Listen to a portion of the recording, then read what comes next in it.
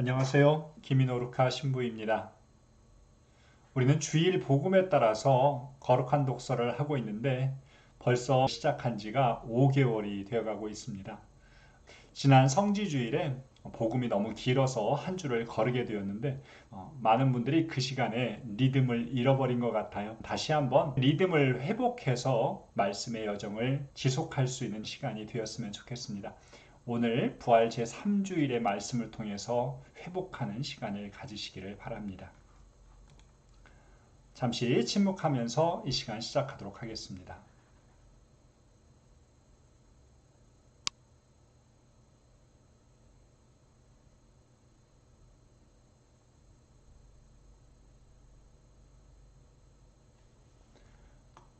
시작 기도 함께 바치도록 하겠습니다. 성부와 성자와 성령의 이름으로 아멘. 말씀은 네 바로 곁에 있고 네 입에 있고 네 마음에 있다. 주님 성령의 빛으로 저희의 눈을 여시어 주님의 길을 보게 하시고 저희의 귀를 여시어 생명의 말씀을 듣게 하소서. 아멘. 복음 말씀 함께 읽겠습니다. 그 뒤에 예수님께서는 티베리아스 호숫가에서 다시 제자들에게 당신 자신을 드러내셨는데 이렇게 드러내셨다. 시몬 베드로와 쌍둥이라고 불리는 토마스, 갈릴레아 카나 출신 나타나엘과 제베데오의 아들들, 그리고 그분의 다른 두 제자가 함께 있었다.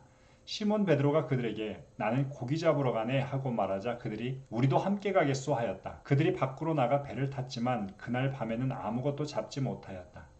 어느덧 아침이 될 무렵 예수님께서 물가에 서 계셨다. 그러나 제자들은 그분이 예수님이신 줄을 알지 못하였다. 예수님께서 그들에게 얘들아 무얼 좀 잡았느냐 하시자 그들이 대답하였다. 못 잡았습니다. 예수님께서 그들에게 이르셨다. 그물을 배 오른쪽에 던져라. 그러면 고기가 잡힐 것이다. 그래서 제자들이 그물을 던졌더니 고기가 너무 많이 걸려 그물을 끌어올릴 수가 없었다. 예수님께서 사랑하신 그 제자가 베드로에게 주님이십니다 하고 말하였다. 주님이시라는 말을 듣자 옷을 벗고 있던 베드로는 겉옷을 두르고 호수로 뛰어들었다. 다른 제자들은 그 작은 배로 고기가 든 그물을 끌고 왔다. 그들은 뭇에서 100m쯤 밖에 떨어져 있지 않았던 것이다. 그들이 뭇에 내려서 보니 숯불이 있고 그 위에 물고기가 놓여 있고 빵도 있었다. 예수님께서 그들에게 말씀하셨다. 방금 잡은 고기를 몇 마리 가져오너라.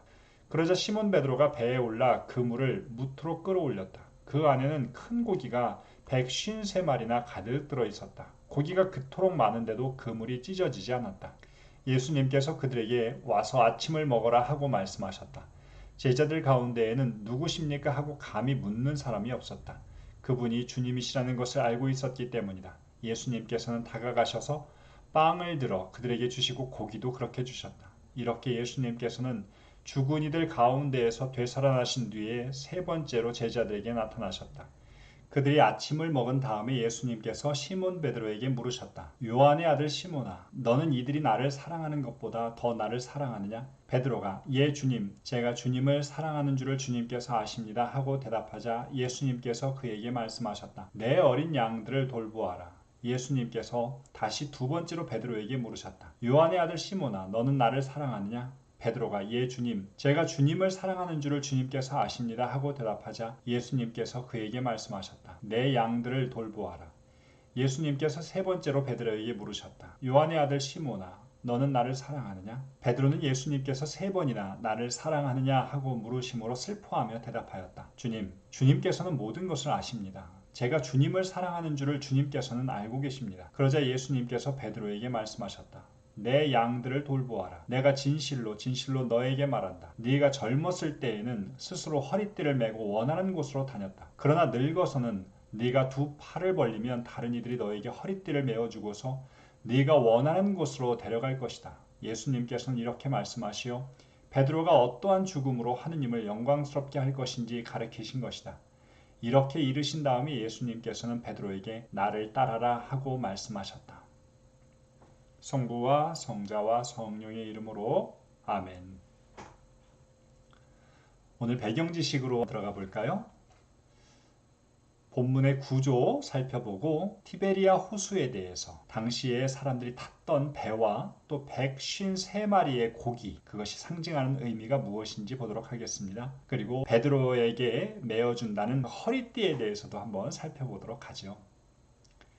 오늘 본문 구조는 여러 가지의 방식으로 나눌 수 있는데 오늘 본문을 시간의 배열에 따라서 살펴볼 수 있을 것 같습니다. 우선 밤 그리고 아침이 될 무렵, 아침을 먹은 다음 이렇게 시간을 구분할 수 있는데요. 요한복음에서 밤의 의미는 어두움을 의미합니다. 아직 예수님을 만나지 못한 순간, 예수님의 부재 상황을 얘기하고 있지요. 제자들이 밤 동안 아무것도 잡지 못했다라고 하는 부분이 밤에 일어났던 일로 소개되고 있습니다. 아침이 될 무렵이라고 하는 건 이제 예수님이 그들에게 드러나시는 부분이 소개되고 있지요. 주님이심을 알아듣는 부분들도 시작되게 됩니다. 그리고 제자들과 아침을 함께 하시죠.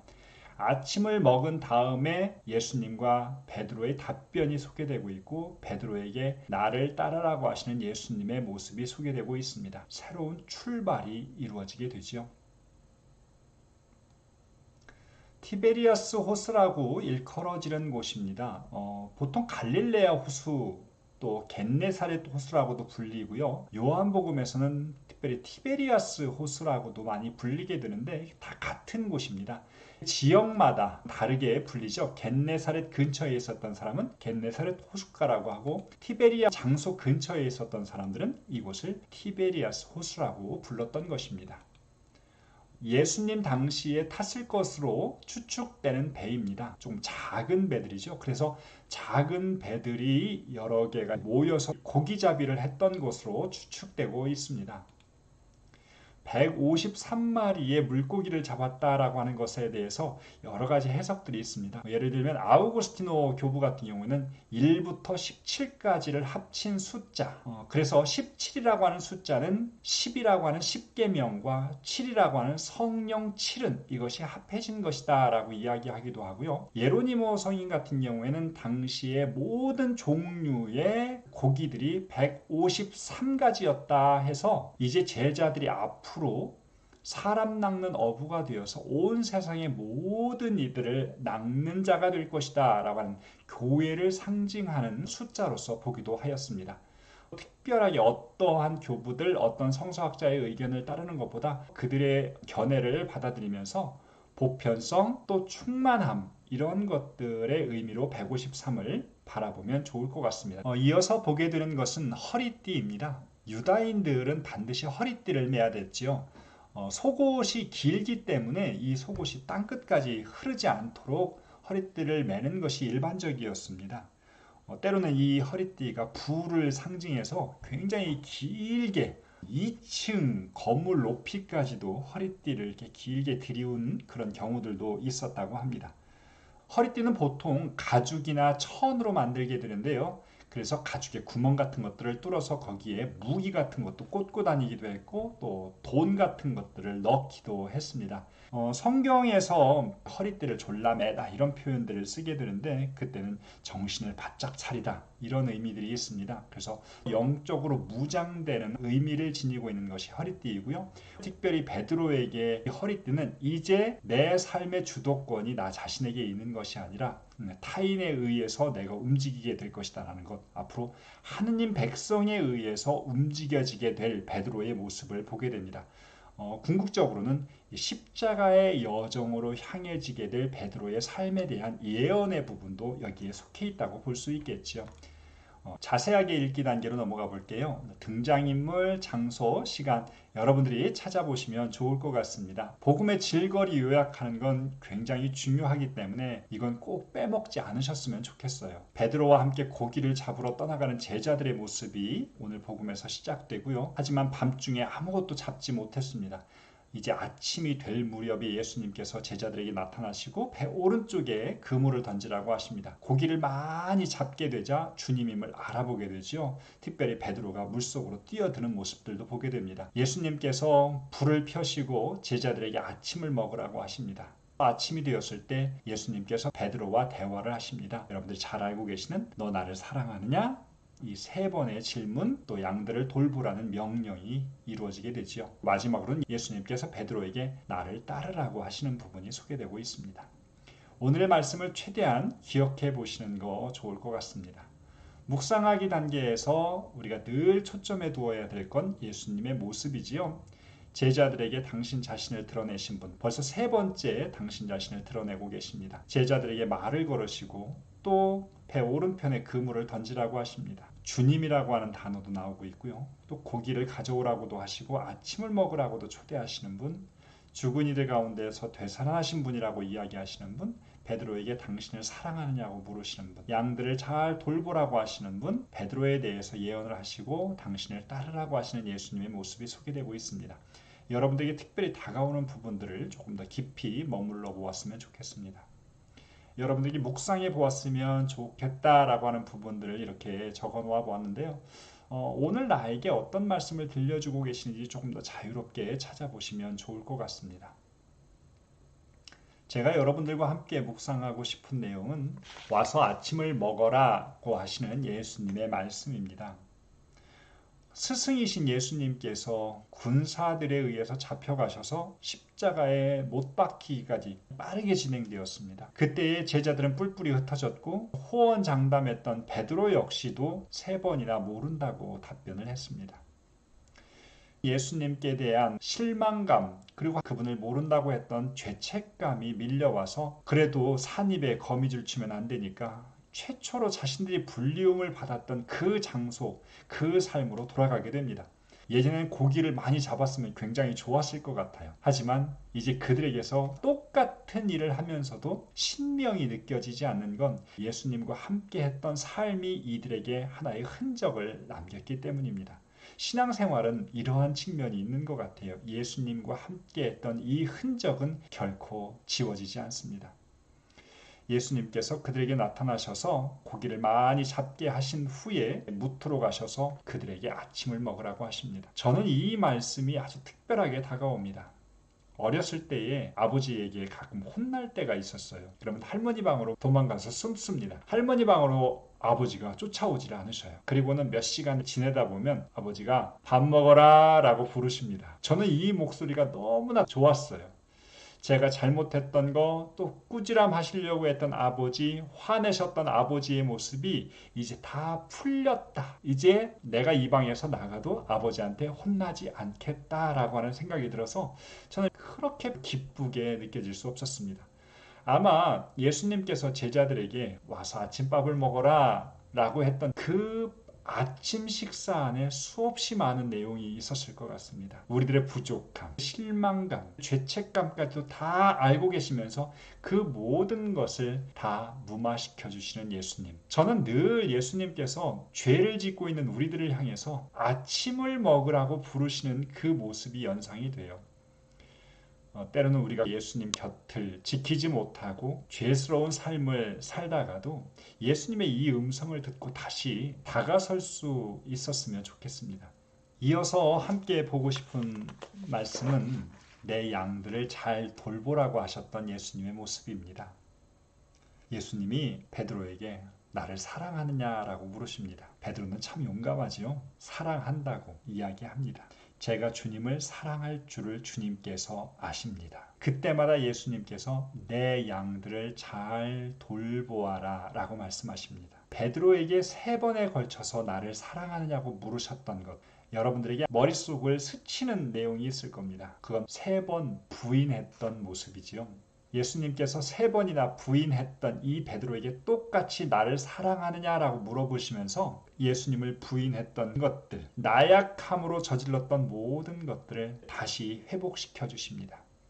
예수님이 베드로에게 다시는 절대 배신하지 마 라고 이야기하시거나 아니면 나에게 더 충실하라 라고 이야기하지 않으시고 내 양들을 잘 돌보라고 말씀하시는 부분이 참으로 놀랍습니다.